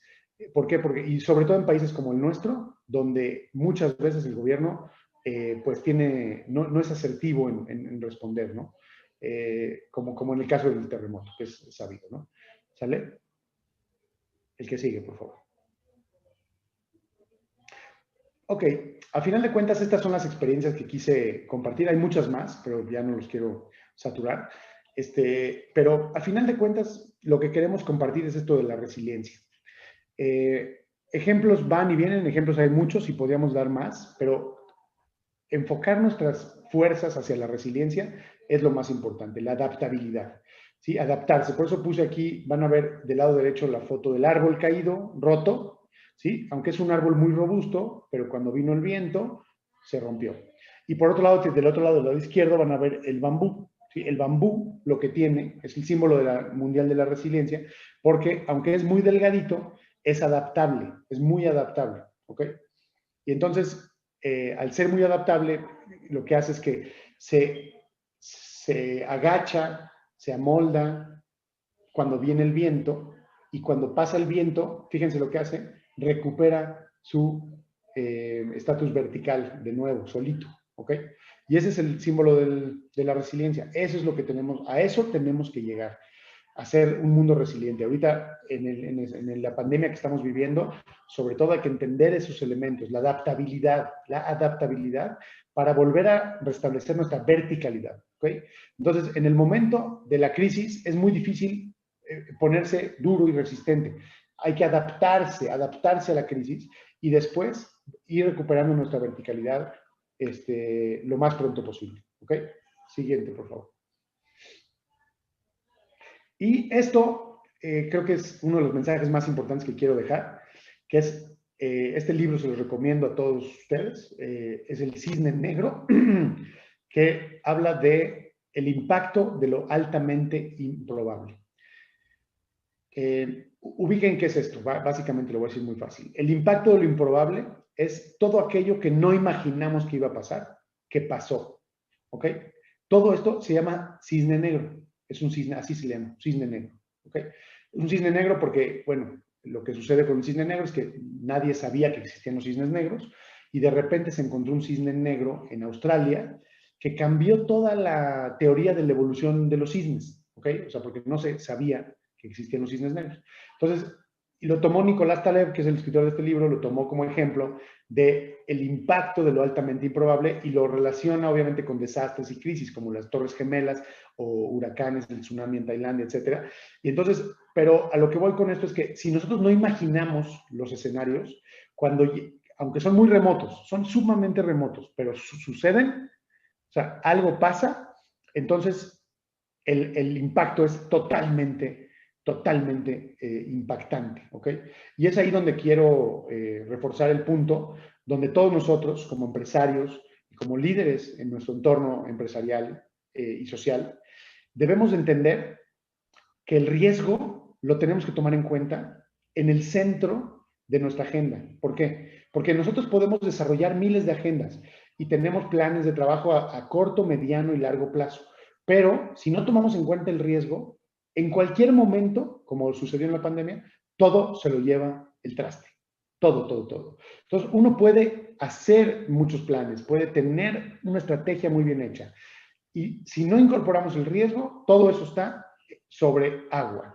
Todo eso está sobre pilares muy inestables que en un momento dado se pueden caer. Entonces, por eso es bien importante que tomemos el riesgo en la agenda en el centro de la agenda de nuestras decisiones. ¿Ok?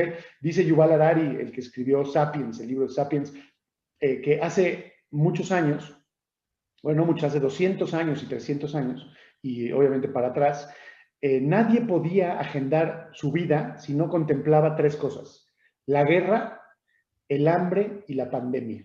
Porque estas tres cosas, la guerra, el hambre y la pandemia, estaban incorporadas al mindset, a la manera de pensar de todos, porque todo el tiempo existían esas cosas. Todo el tiempo había guerra, todo el tiempo había pandemias y todo el tiempo había hambrunas, ¿ok? Entonces, uno no podía tomar ninguna decisión sin tomar esas tres cosas en cuenta. Pero, ¿qué sucedió? Llegamos nosotros al antropoceno, a la era del hombre, esta última que estamos viviendo, donde pensamos que todo es estable, pensamos porque a través del progreso y de la tecnología creamos ambientes aparentemente estables y consistentes. Y entonces dejamos de incorporar el riesgo en nuestra manera de procesar decisiones. Y eso es algo sumamente peligroso porque el impacto puede ser muy alto, ¿ok? Entonces, eso es lo que quiero compartir con esto. Siguiente, por favor. Y pues esos son los aprendizajes, básicamente. A mí me gustaría que el aprendizaje, como dice esta frase, el gran objetivo del aprendizaje no es el conocimiento, o sea, no quiero que esto se quede con ustedes como cultura general anecdótica, sino que lo puedan llevar a la agenda de acción, ¿sí? A la toma de decisiones, todo esto que hemos aprendido y que hemos compartido con ustedes el día de hoy. Siguiente, por favor. Entonces, a manera de resumen, haciendo una sumarización de lo que hemos hablado, me gusta hablar, ¿no? Que dijimos en Haití, dijimos que es importantísimo las normas de construcción, dijimos que es importantísimo el sistema de alertamiento temprano, y no puse aquí, pero también dijimos que es importantísimo transferir capacidades a la población para que sean los primeros respondientes. Luego pasamos a Filipinas, dijimos que dos cosas, dijimos que el idioma tiene que ser coloquial en la población, que si la gestión del riesgo no debe de ser científica y académica, sino tiene que ser coloquial al consumo de la gente de a pie. Y por otro lado dijimos que es muy importante entender también el escenario ese de que si no preveemos estas cosas como debe de ser, como el cisne negro, pues todos estamos en el desastre, todos somos víctimas del desastre, ¿no? Y eso es algo que nos reduce la capacidad de respuesta. ¿Sí? En Nepal vimos el valor a la vida, que es muy importante, que no caer en eso de los números, estadísticas, sino que realmente vale la pena salvar una vida, vale la pena gestionar una vida para cambiarle la vida a alguien. Eso nos convierte en eso que creemos que somos, una familia humana. ¿Sí? En Ecuador aprendimos que hay que saber identificar a la población vulnerable dentro de la vulnerable. ¿Okay? Hay gente más vulnerable, hay gente menos vulnerable dentro de del mismo contexto y del mismo entorno. En México aprendimos, obviamente, que la sociedad civil y el sector privado son determinantes para, obviamente, la construcción y la recuperación, la respuesta, todo, ¿no? Para toda la gestión del riesgo en general y la respuesta en desastres y crisis. Siguiente, por favor. Y con eso quiero terminar ya la ponencia, que dice, quien salva una vida, salva un mundo entero. Esa es una creencia del Talmud. El Talmud es un libro de filosofía judía y pues creo que esa es la frase que más nos mueve en cadena, es la frase que más me mueve cuando tomo decisiones y ir, no ir, gestionar recursos, pedir donativos, etcétera, etcétera. Estoy pensando no en los números, no en las estadísticas, no en el reporte, no en el exposure mediático. Estoy pensando en esa viejita que están viendo aquí, que a través de la ayuda y de la solidaridad, del abrazo, de romper la indiferencia, podemos, claro, que conectar esos corazones, construir ese encuentro humano y de verdad implementar o, digamos, practicar lo que soñamos como civilización humana a través de que seamos todos una misma familia donde se soporta un hermano al otro. Gracias por su atención. ¿Alguna pregunta o duda? Aquí estamos.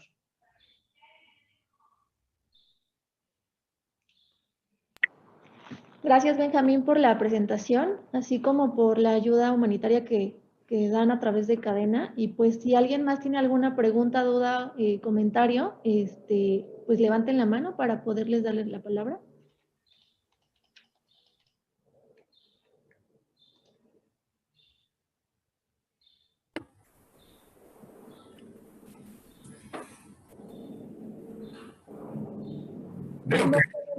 Muy claro, Benjamín. No has dejado mayor duda, pero creo que tocabas un punto al final muy, muy importante, ¿no? La participación del sector privado. Nosotros estamos en un país que está expuesto a todos los ejemplos que acabas de poner, que afortunadamente a lo mejor no han sido de esas magnitudes o nos han dejado esa cantidad de pérdida de vidas humanas, pero es algo en lo que el sector privado, y no nada más en la industria de la construcción, tiene que aprender que tiene que ser parte de su cultura de negocios, ¿sí? Tiene que ver tiene que aprender a valorar lo que es una vida humana y no nada más el ver en una reconstrucción o en acercarnos al momento de forma reactiva, ¿no? Cuando sucede el siniestro, todos corremos a ayudar, pero durante el tiempo en el que pasan los años y no nos vemos afectados, no trabajamos, no nos preparamos, no nos capacitamos, no lo consideramos como parte de nuestro negocio, el que en algún momento se pueda requerir. Y yo creo que ese es el trabajo principal que nos ha encomendado la presidencia de la Cámara, de buscar que todo esto permee en nuestros afiliados como sector. Si lo podemos llevar a otros grupos de trabajo en donde también coincidimos contigo y transmitirlo, pues mucho mejor, que podamos lograrlo, ¿no? Pero mínimo en el sector de la construcción, que se vea la responsabilidad social, que se vea la resiliencia, el que capacites. Hablabas de que en Israel los jóvenes a cierta edad tienen que tomar y capacitarse por 6 meses, ¿sí? Esto es lo que ayuda, toda esta cultura de la que estuviste hablando y de salvar vidas en los últimos momentos que tenías de fe, de esperanza, de decir todavía lo puedo encontrar, o encontrar un cuerpo para poderlo entregar a su familia. Lo que eso vale, sí, no tiene precio. Y yo sí invito a todos los presidentes que tenemos conectados, a nuestros afiliados que están aquí conectados por nuestro red y a través de YouTube, a que nos caiga ese chip, a que nos empecemos a preparar, a que nuestras empresas que consideren toda esta capacitación, toda esta infraestructura, y estemos listos, que esperemos tarde mucho, en cualquier momento que nos sucedan actos como este. Hace algunas semanas que nos íbamos a reunir, tú y yo, me comentabas, oye, ya estoy saliendo por el problema que hay en Mérida, en Tabasco. O sea, la capacidad que tienen de reacción ustedes, todo eso necesitamos aprenderlo y tenerlo, porque eso salva vidas, ¿no? Yo no sé si alguien más tuviera alguna pregunta, pero les dejo esa reflexión, ¿no? Tenemos que prepararnos como empresarios, y bien dice él, no nada más con donativos de capital económico, o donando agua, o donando latas. No, tener esa ayuda del uno a uno, el poder reaccionar, el poder salir con conocimiento de qué hacer y poder salvar vidas que nos están esperando abajo de un escombro o atrás de una inundación, no sé, o sea, en X, porque en México tenemos una variedad impresionante de todos estos siniestros que nos pueden dar por los huracanes, por las inundaciones, por los sismos, ¿no? En zonas donde hay vientos, en fin, tenemos un catálogo muy amplio y yo creo que como país a lo largo y ancho nos tenemos que capacitar, y la infraestructura que tiene la Cámara, teniendo oficinas, teniendo presidentes con comités directivos en todos los estados, creo que es invaluable la posibilidad que tenemos de prepararnos y de poder responder en forma inmediata a cualquier siniestro. No sé si alguien más tuviera algún comentario.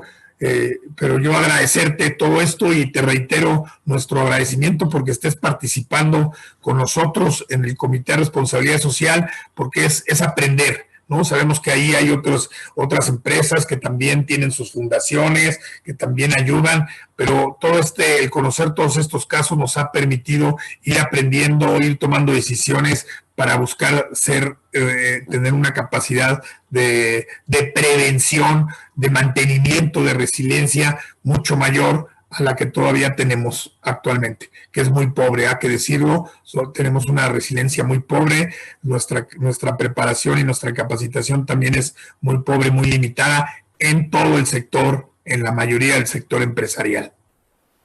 No sé si alguien tuviera algún comentario más, o Benjamín, quisieras ampliar algún comentario. Te cedo la palabra. Gracias. Gracias, Alfonso, por tu aportación, porque es muy importante para capitalizar todas estas ideas, ¿no? Creo que hay que cristalizarlas bien y bajar el balón. O sea, lo más importante, yo soy una persona muy pragmática, que eso también creo que nos ha caracterizado mucho en este trabajo de todos estos años. Y cómo bajar el balón, quiere decir, cómo, de acuerdo a las ideas que concluimos, cómo bajar el balón, quiere decir, cómo movemos la aguja, qué hacemos mejor, qué emprendemos, qué diferenciamos. Entonces, y eso es, la verdad, una invitación. Yo lo dejo una invitación a todos ustedes para que si consideran que podemos actuar en conjunto, que si consideran que podemos hacer programas, capacitar a su gente, que ustedes se sumen, como tú dices, el network que tienen ustedes a nivel República Mexicana, pues es increíble, o sea, es increíble. Creo que el mapeo focal, local, en cada una de las localidades es fantástico. Eso puede ser de gran ayuda en caso de desastres. Y pues a mí me gusta como que no construir la rueda en el momento, sino que un poco antes de que sucedan las cosas. Y yo por eso invito ahorita con esto, Alfonso, a que nos sentemos a hacer una agenda padre de cómo podemos repasar, hacer un check, ¿no? De todas estas cosas que tienen que quedar, ¿no? Y si no es ahorita, es al rato, pero definitivamente tenemos que empezar ese primer paso, que yo creo que no estamos así como, digamos, a ciegas, no, pero hay muchas cosas que hacer. Entonces, pues nada más dejar la invitación abierta a que nos puedan contactar, a que se puedan sumar, a que podamos colaborar juntos y construir un México más grande, ¿no? Buenos días. Buenos días. Buenos días. Un servidor de aquí del estado de Tabasco, considero que esta plática tiene para mucho, pero tenemos en la Cámara Mexicana de la Industria de la Construcción el IETC, y yo creo que a partir del IETC se puede generar una especialidad sobre este tema, porque el caso Tabasco es muy sorprendente, que continuamente vivimos en el agua. Tuxtla Gutiérrez tiene el Instituto de Protección Civil y tiene ciertas especialidades y maestría, y nosotros que vivimos en el agua, conocemos el agua, no podemos aportar algo en la cual podamos trabajar la resiliencia, ese trabajo que se requiere muy arduamente, porque vamos a seguir enfrentándonos a situaciones meteorológicas cada día más agudizantes.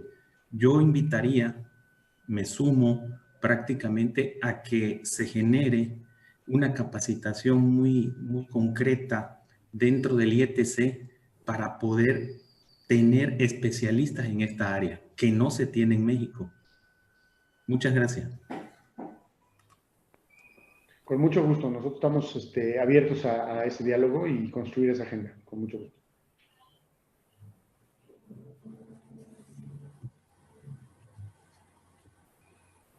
Sí, sin duda lo haremos, Arnulfo. Lo consideraremos en nuestra agenda con Benjamín para ver cómo al corto plazo implementamos esta capacitación y vemos si cómo usamos a nuestros institutos, al ITC o a la FIC o al ISIC, lo que se requiera, ¿no? Pero sí es algo que está en la agenda y cuenta con ello. Muchas gracias. De hecho, los ayuntamientos están bajo el esquema del Atlas de Riesgo y están prácticamente sobre la situación de dictámenes de riesgo. Y aquí sería un nicho también de mercado para la Cámara Mexicana de la Construcción, que muchos estados no tienen dictaminadores de riesgo. Y sería un buen espacio para decir si puedes construir, no puedes construir, si puedes rellenar, no puedes rellenar, si te puedes asentar, no te puedes asentar, etcétera. Muy bien, estamos tomando nota. Está también parte del equipo de nosotros conectado y ya están tomando nota para incluirlo en esto como una prioridad dentro de la agenda que tenemos con Benjamín, con la organización Cadena. Con mucho gusto. Entonces, muchísimas gracias. Buenos días. Buenos días. Y estamos a la orden en lo que podamos apoyar desde aquí del estado de Tabasco. Con mucho gusto. Gracias, Arnulfo. Sí, muy buenos días. Muy buenos días. Buenos días. Soy Gloria Barrientos de acá de Baja California Sur. Quisiera comentar que este tema me parece de vital importancia y la injerencia que la Cámara tiene en este tipo de desastres es de vital importancia. De hecho, en cada estado pues se hace un padrón, o sea, de Cámara con la maquinaria que tienen para desastres, en el caso nuestro, de huracanes, porque estamos expuestos, somos una zona vulnerable, ¿no? Donde pues la mayor parte del tiempo estamos expuestos a que cualquier huracán pueda afectarnos. Entonces, sí me parece muy interesante el poder estar preparados en todos los sentidos, pues con la finalidad de ayudarnos y saber qué hacer en determinado momento.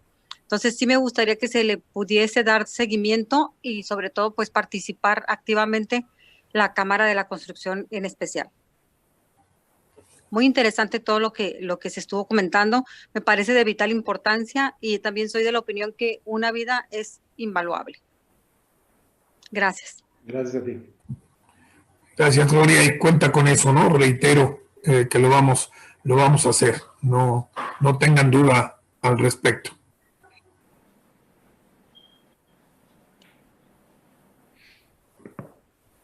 Muchas gracias. Pues nada más queda agradecer esta presentación y bueno, pues por comentarios te mandan felicitaciones, Benjamín, por tu gran esfuerzo y labor que haces. Pues sí, personalmente te agradezco toda tu labor. Gracias, qué linda, gracias. ¿Alguien tiene algún otro comentario? ¿O damos ya por terminada esta videoconferencia? Un fuerte abrazo, Benjamín, muchas gracias. Igualmente, gracias, Alfonso. Fuerte abrazo, gracias, Daniela, gracias a todos. Gracias a todos, que tengan un excelente día. Igual, bye bye. Hasta luego. Hasta luego.